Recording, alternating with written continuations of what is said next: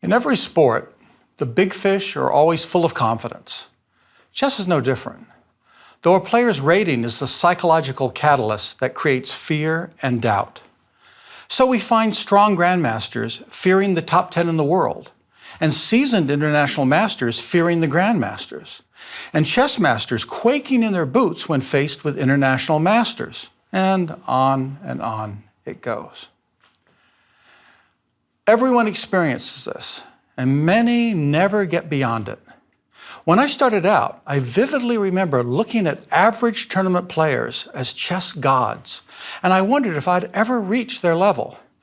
And even when I became a chess master with my new, shiny 2200 rating, I was affected by stronger masters who would saunter about, their peacock feathers glistening for all to see. This rating-generated caste system is present in every part of chess culture. And it doesn't only affect your standing among other players, but also the moves you make. When you play against someone higher rated than you, it's normal to think they know more than you do, that they will see through all your tricks and strategies. And once you believe this, it becomes a self-fulfilling prophecy. I was certainly a victim to this kind of thing. When I was 15 years old, I would fall apart whenever I played an opponent rated above 2,000, someone a level below master. Realizing that I had a problem, I stopped looking at my opponent's ratings before the game. It had an immediate effect. Suddenly, I was beating those guys with great regularity since, for all I knew, my opponents might have been beginners. I only found out the truth after the game was over. But having conquered one ring of the chess caste system, I had to deal with different kinds of psychological meltdowns as I faced really strong opposition. In my early 20s, I was playing a very famous English grandmaster at a tournament and calculated a long variation, which called for me to sacrifice a pawn. I wanted to play it, but felt that he must have seen it too, and clearly wasn't worried about it. So I did something else and lost. After the game, I showed him what I wanted to play. He looked at me and said, "I didn't see any of that." The fact is that chess is riddled with psychological traps, and most players are never aware of them. But if you can conquer these self-created pits of despair, your game will make a quantum leap.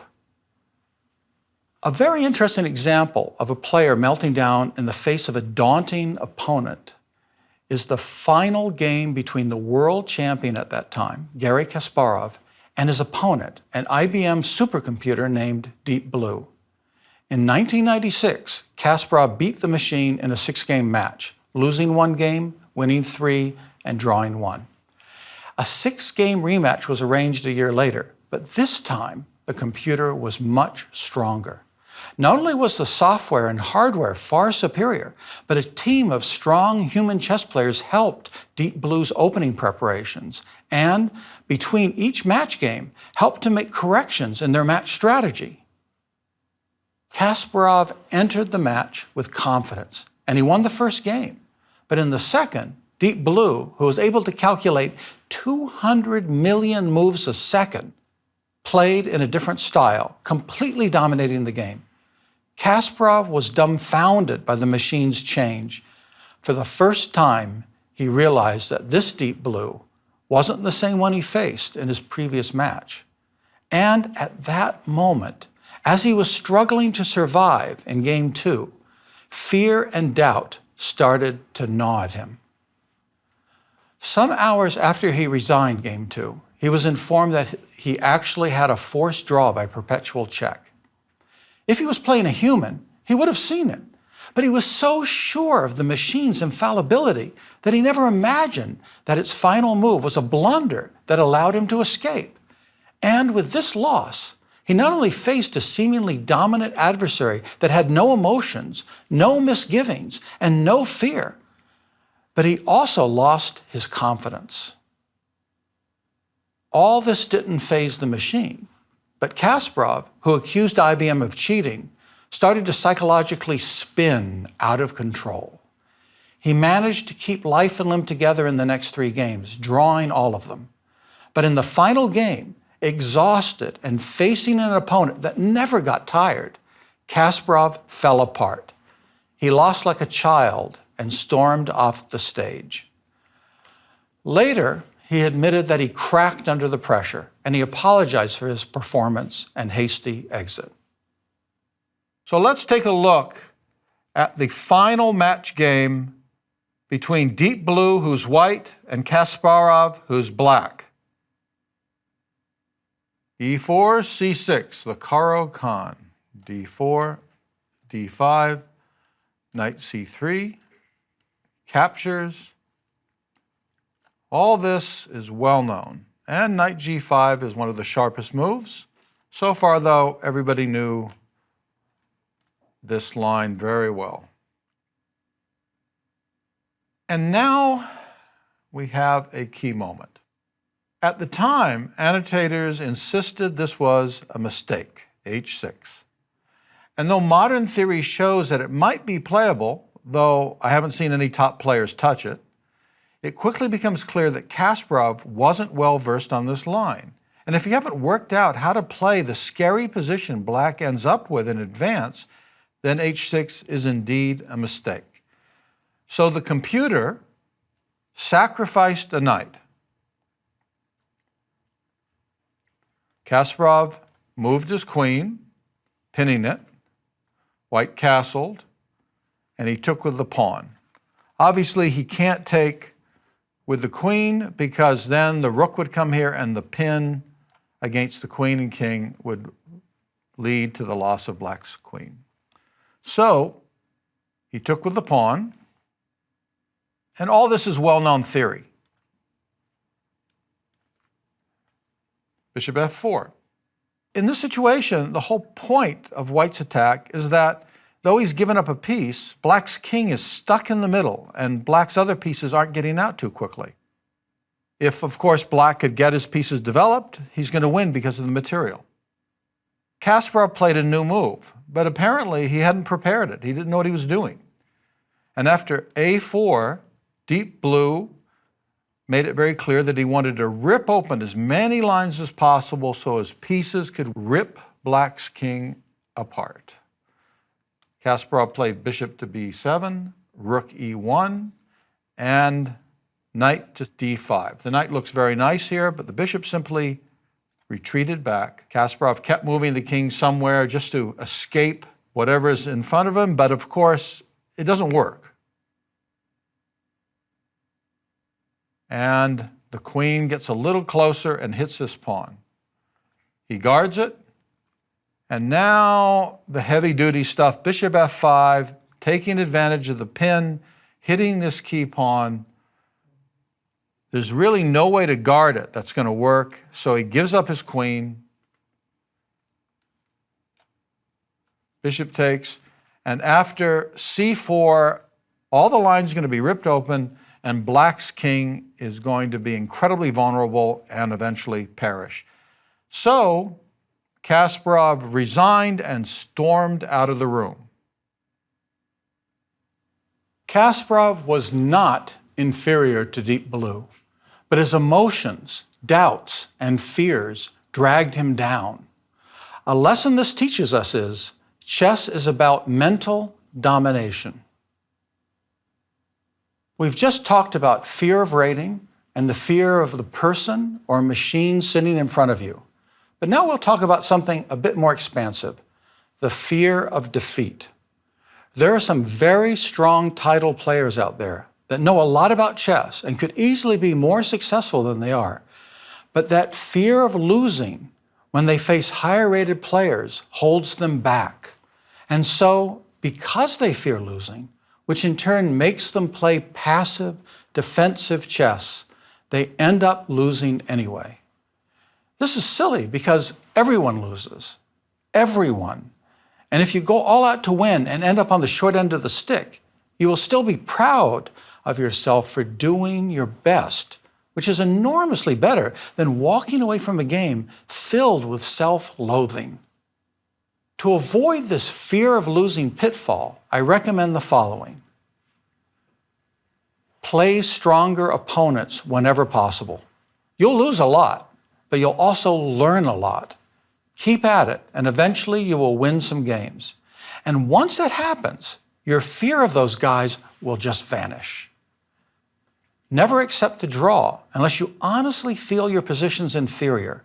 Or if it's a dead draw and playing on would be a waste of time, you can accept it then. This is very important. Everyone wants to draw a much stronger opponent, but that fear will lead to bad moves, which in turn will leave you losing again and again.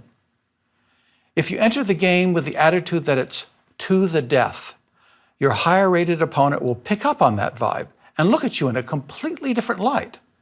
And maybe that vibe will create a bit of doubt in his mind.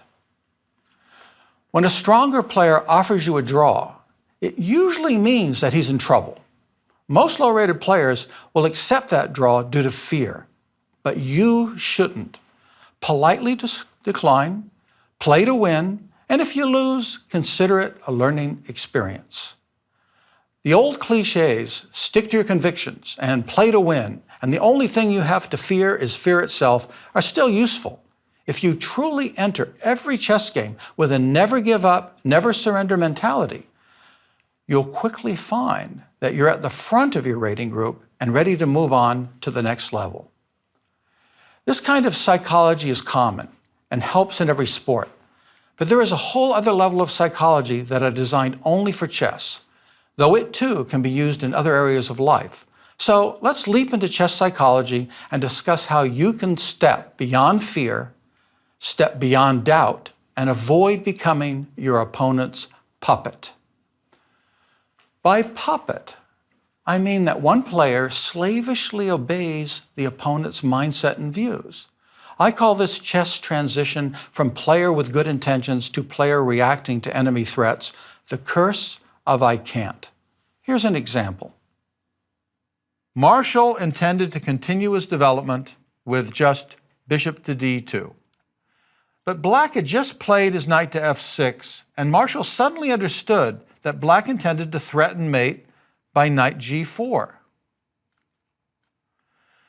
Most players would look at that in fear and suddenly stop it by h3, thinking, well, I can't let him threaten mate. Black's knight is not going to do that to me.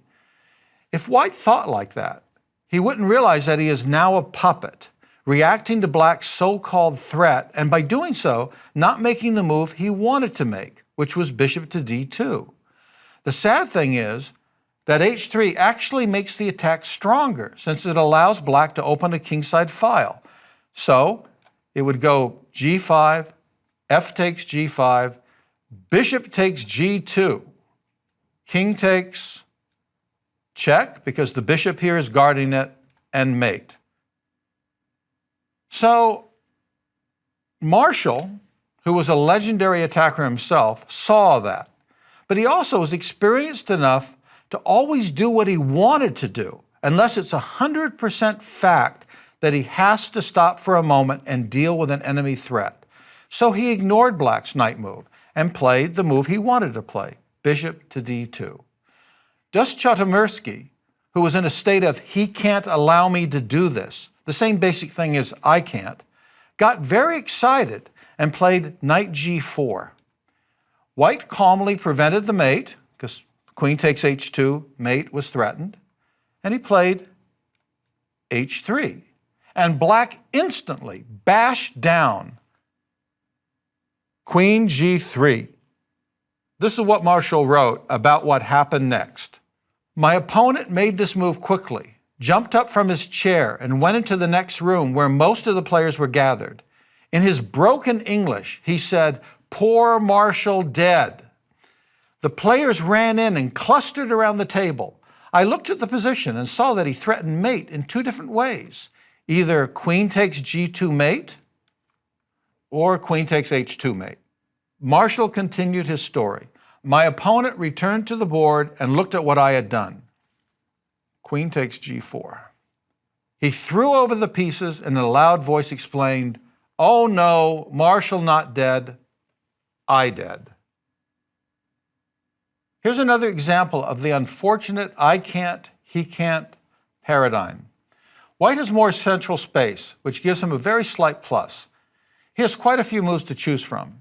Since queenside expansion by a well-timed b2, b4, followed by c4, c5 is in the air, White would like to place his bishop on e3, which develops and will eventually help him make c5 a reality.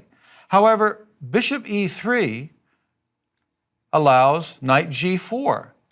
And if you move the bishop again, bishop g5 will allow black to trade his bad bishop for white's good bishop. The exchange of these bishops will help black, since the side with less space usually wants to swap a few pieces, and trading off white's dark square bishop isn't what white had in mind. White can prevent knight g4 with h3. White can prevent that with h3 or f3. But in this case, the knight can just come around and kind of head for this square. It's a little too passive. So, after thinking all these things through, White decides that the best move is knight to g3, which stops black from moving his knight to h5 and sets up a possible knight f5 move. Black responds with the developing bishop to d7, which really doesn't make much of an impression, and White thinks bishop g5 is the move. I develop his f6 knight can't move anywhere but g4 since all the other moves of the f6 knight lose. So after bishop g5, knight g4, I just retreat my bishop back to d2 and then gain a tempo eventually by attacking his knight. So White played knight g3, black developed, and White did play bishop to g5. Did you notice White's use of his f6 knight can't move, which tends to blind a player from reality once the word can't is spoken. And so the punishment comes at the hands of the black knight, which apparently can indeed move. Knight takes d5. And with this move, can't turns to can. White finds himself in immediate trouble. And what is he going to do? If he retreats the bishop, he's just going to lose a pawn. If he captures at e7, which is really the point, the knight can then step away from the dangerous position it's in by simply retreating and recapturing, and black's a pawn up. And of course, if he takes White's bishop, you simply take the knight. And he takes back again. So in the game, after knight takes d5, he did take at e7. Knight d takes e7 was played with a good game. And he could have also, by the way, taken it c3. And after he takes, black's doing well too here. So all in all these things about he can't are just pie in the sky. You can't think like that. Now let's look at a similar position. White plays bishop g5 again. Didn't work out well last time. Take a moment to look at black's options. If you thought, hey, I saw the refutation in the last example. White can't play this because of knight takes d5. In fact, bishop g5 wasn't particularly good, but it was perfectly playable. I suspect White used the move as a trap, hoping his opponent would say he can't do that and leap at the chance to punish his opponent with knight takes d5. As it turns out, after knight takes d5, bishop takes g5, knight takes g5, queen takes g5, otherwise black's just a piece down, he has to do this. He falls victim to knight takes c7, forking the two rooks. And that would win for White. So it turned out that bishop g5 was okay. In a chess game, you have to see your opponent's best moves in advance and decide how dangerous or innocuous they are. And if you have decided that he can't do so-and-so, you need to be 100% sure, or you'll find that you're pretty much just rolling the dice. We'll look at this basic position one more time. It's identical to the previous one, but there's one slight adjustment. White's h-pawn is on h3 instead of h2. In our previous game, knight takes d5 lost. Will the pawn on h3 change that assessment? Bishop g5. Clearly, a flippant bishop g5 is okay because the tactical trick just doesn't get the job done. It's possible. In fact, though, you need to be especially careful when you're knowingly walking into a tactic. So in this case, White goes here thinking that he couldn't do it. And though last time that would be true, we've made a slight adjustment. Now White's pawn is on h3. And believe it or not, that changes everything. So after knight takes d5, we go back into something that looked the same as last time. Capture, capture, queen g5, there's the fork. And that was very good before. But now bishop takes h3 is possible, winning a pawn. That wasn't possible last time. Queen f3, stopping the mate, knight f4, guarding the bishop and threatening g2. Queen g3, queen h5, and now the best move would be knight to d5.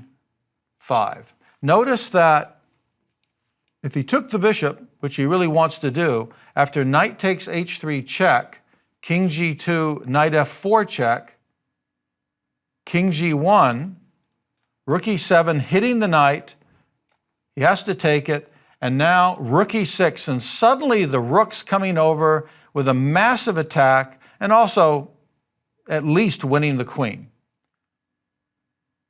So going back to knight d5,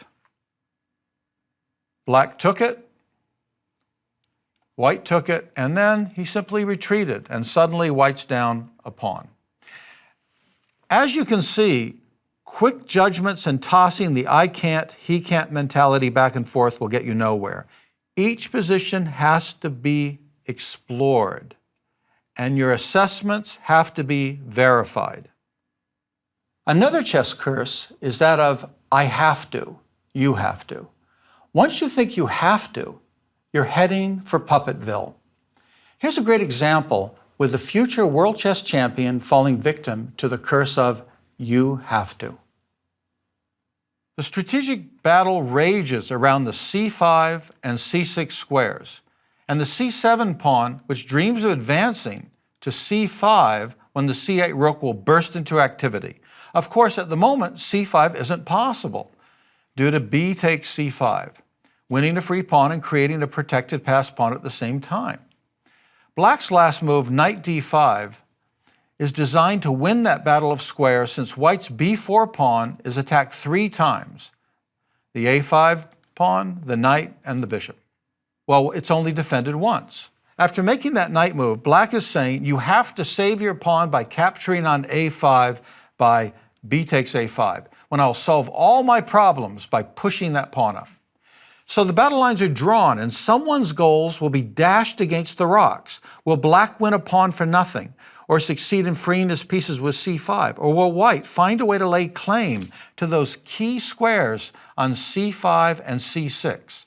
Unfortunately for the 16-year-old Carlsen, the top players don't take kindly to you have to.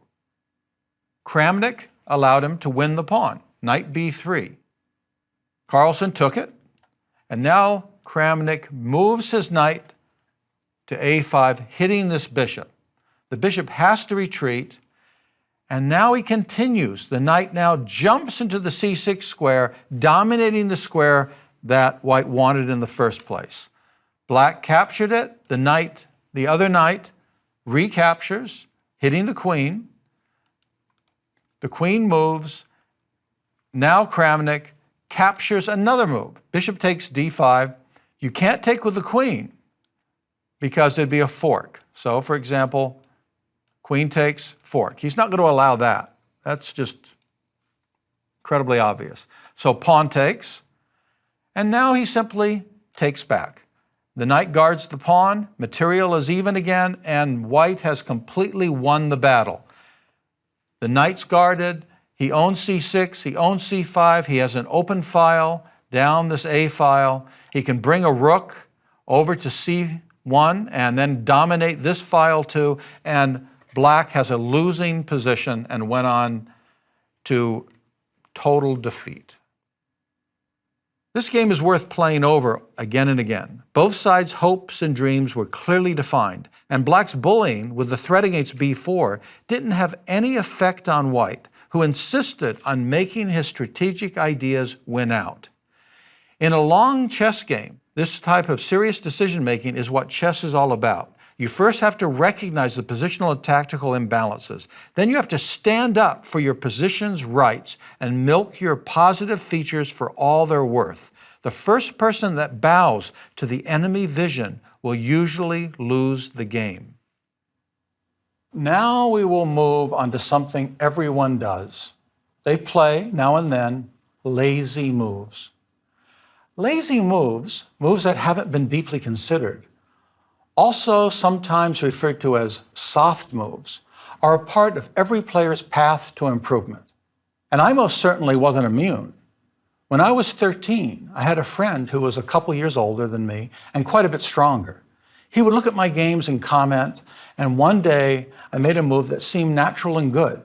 I think it was an early h2 to h3 pawn push. And he asked, "Why did you play that move?" I was stunned. And after thinking for a while, I replied, "It was my move, and I had to do something." As you start playing, you will do this too, though try to avoid saying what I said.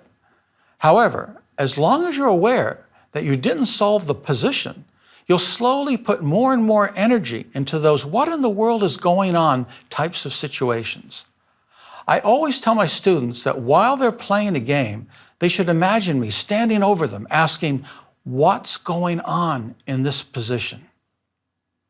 I expect them to use the imbalances to grasp at least something about the position. And as long as they are aware of this process and do their best to answer that question, then it doesn't matter if it's right or wrong. They are building the correct mindset for their chess future. Normally in this position, black plays e5. He pushes his pawn to e5. However, bishop g4 is rare, but once in a while seen.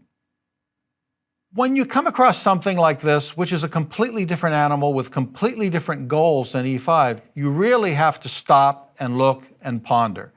If you were faced with this move and you had never seen it before, it's so important to try to understand what in the world this is doing.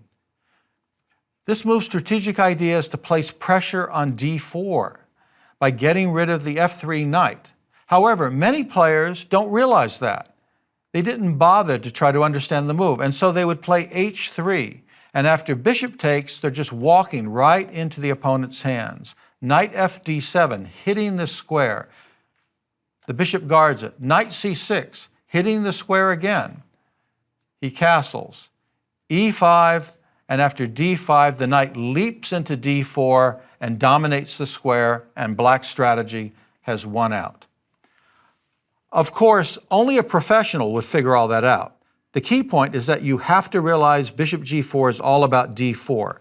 Once you understand that, instead of the soft h3, which plays into black's hands, you might consider challenging black's concept with bishop e3 or a host of other moves. When it comes to lazy or soft moves, all I ask is that you do your best to figure out what your opponent is up to and respond accordingly. You certainly won't always succeed in mastering the position, but you will build some very good habits. Once you get into that mind frame, it will take time and practice. You will automatically search for these things. Other areas of chess psychology, like I have to or I can't, will also become a part of your chess brain as time and experience passes by. Remember, training your mind to do these things won't only help you in a specific game, they will stay with you for life and become a permanent part of your chess identity.